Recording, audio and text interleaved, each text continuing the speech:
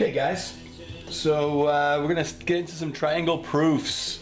Big part of geometry. Anytime you're thinking about geometry, you think of triangle proofs. Now, in section 4.2, we were talking about triangles being congruent, and we said if all the parts in one triangle are congruent to all the parts in another, then you can say that the two triangles are congruent. Okay, if we had, say, all the sides and all the angles, well, they're certainly congruent. Okay, but with this stuff, you don't need all of that. Okay, there are some special ways that when we do this, you don't need to have every angle and every side, okay?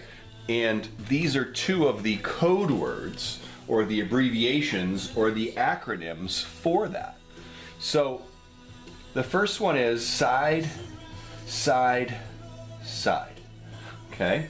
And what this says is if three sides in one triangle are congruent to three sides of a second triangle, then the two triangles are congruent. Okay, and that's side, side, side. Now that's abbreviated SSS, and that's okay to put when we're doing proofs. Okay, so if we had two triangles, okay, and this was X, Y, Z, and this is MNO, and they told me that XY is congruent to MN, and that YZ is congruent to NO, and ZX is congruent to OM. So XY is congruent to MN, and these sides are congruent, and those sides are congruent, then we can say the triangles are congruent. Now, like we talked about in 4.2, the order is very, very important. Triangle, X, Y, Z, congruent to triangle MNO. It has to be in the right order, okay? They have to correspond. Here is XY, here is MN. That's what it tells us.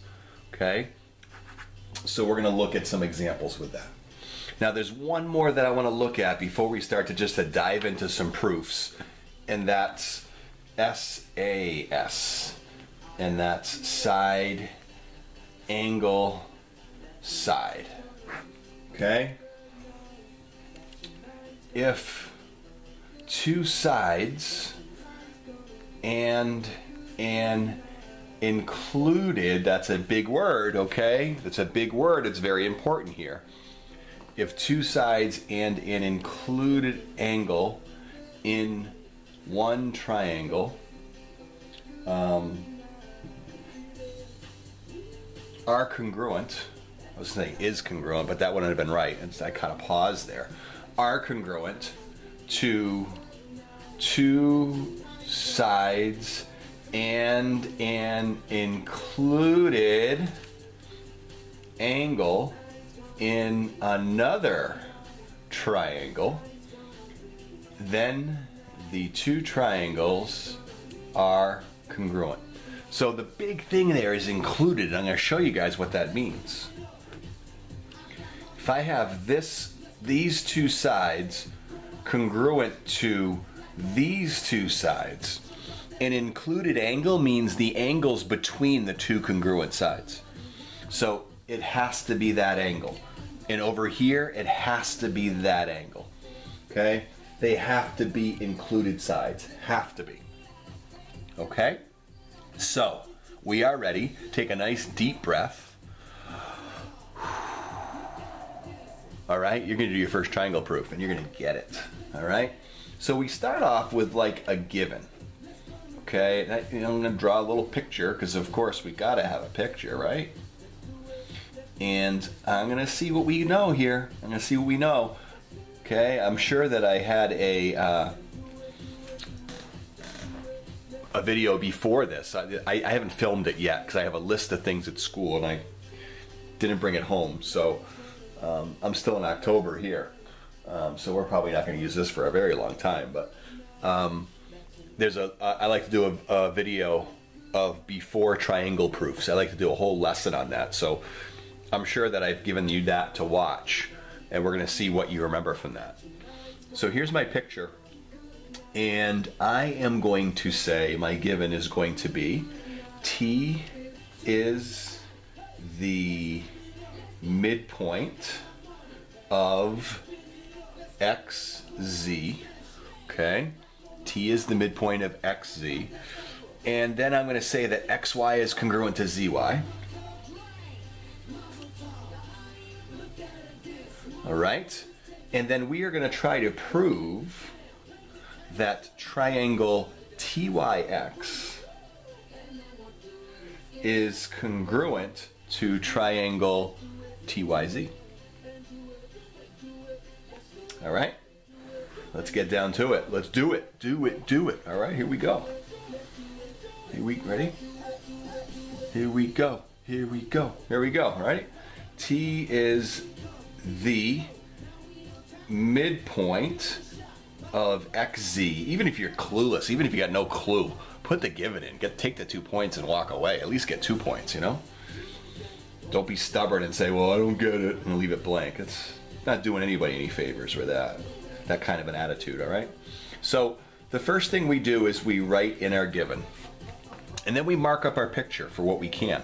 There's no symbol for a midpoint. But I do know these two sides are congruent. I can say that that's congruent there. I can say that. Okay? And so now I want to use my given. Okay? Use my given. So if we're thinking of these steps, of these triangle proofs, okay? Number one is to write in the given. Number two, this is important, so make sure you put this in your notes.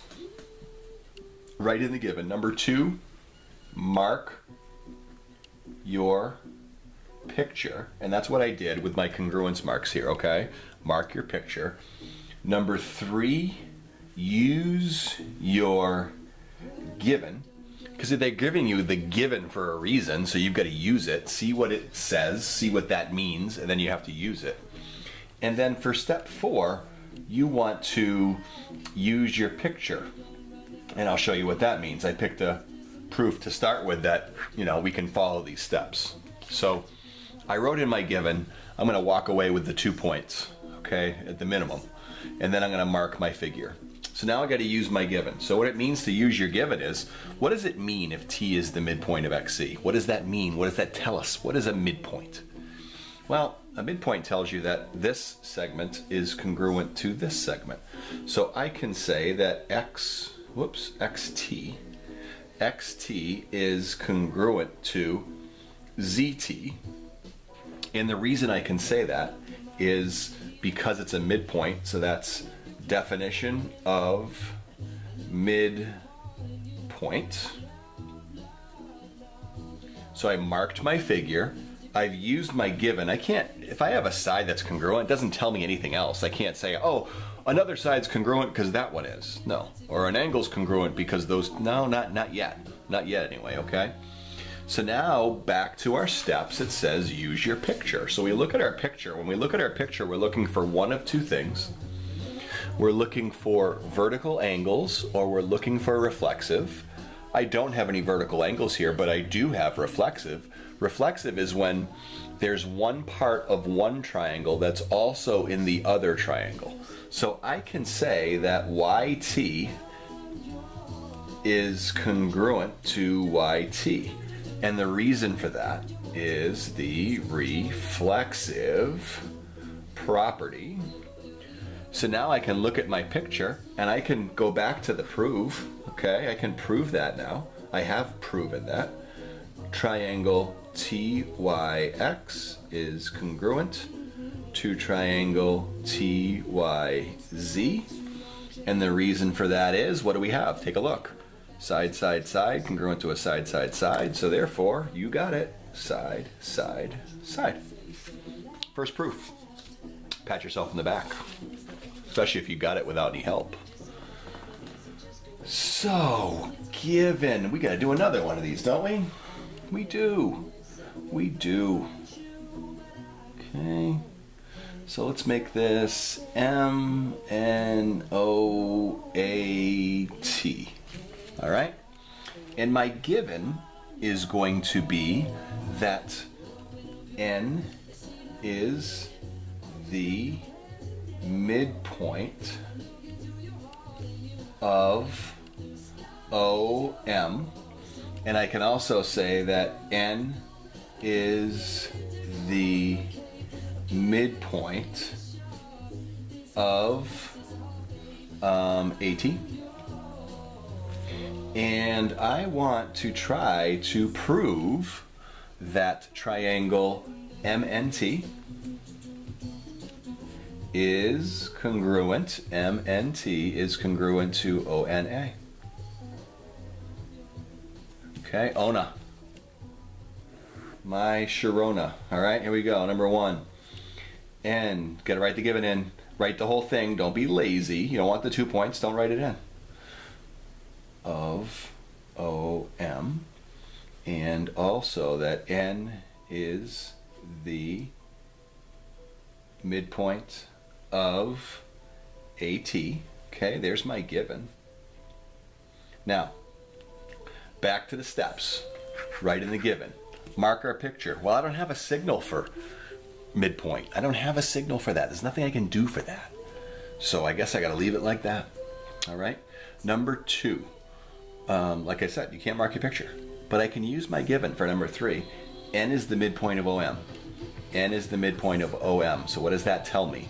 It tells me that MN is congruent to ON. MN is congruent to ON. And the reason for that is definition of midpoint. Okay.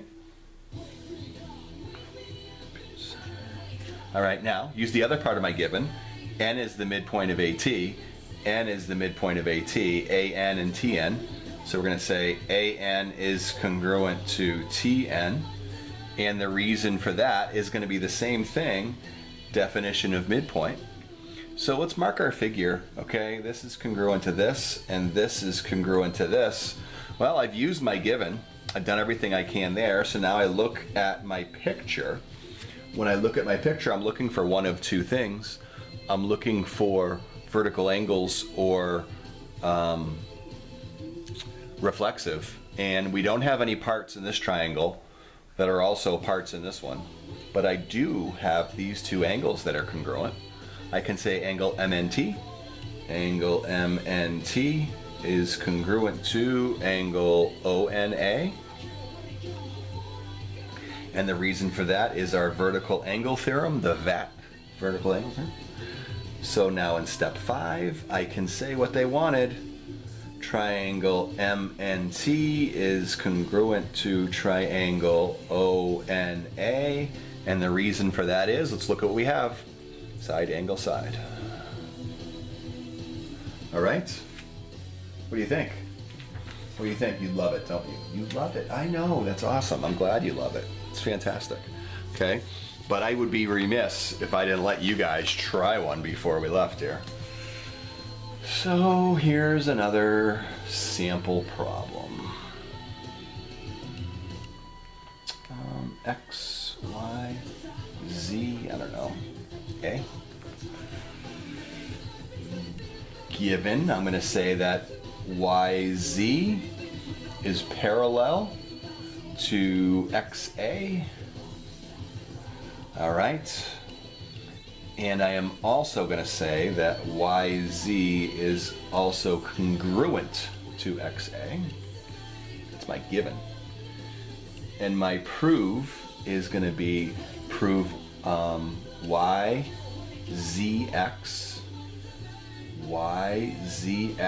is congruent to YZX is congruent to AXZ.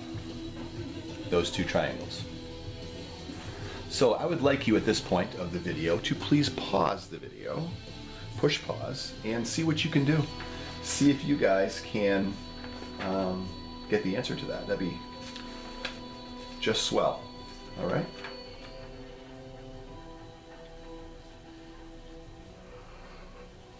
So I'm hoping you paused it. Okay?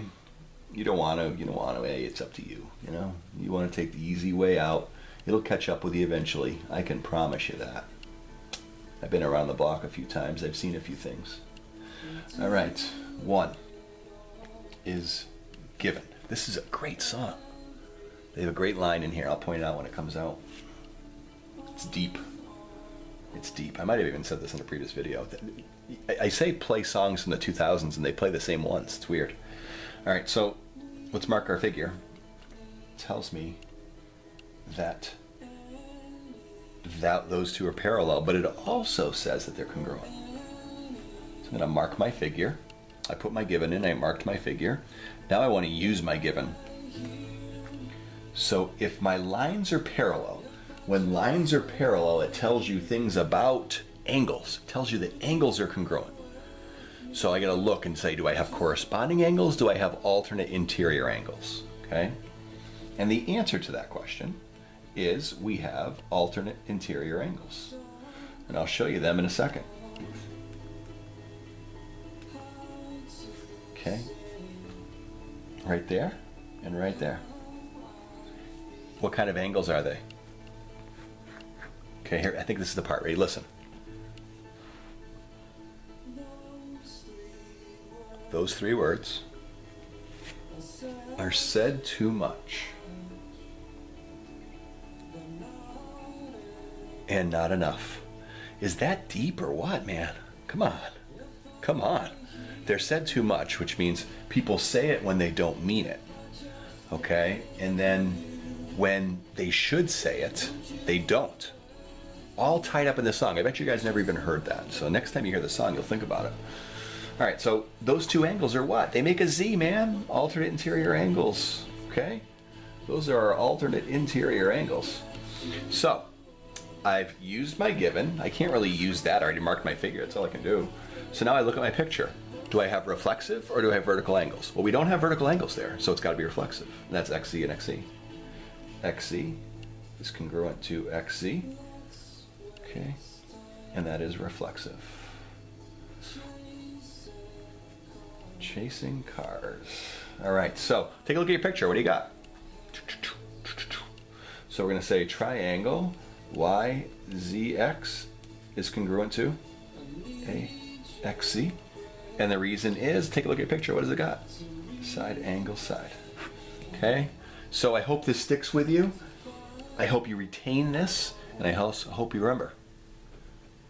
Those 3 words are said too much or not enough.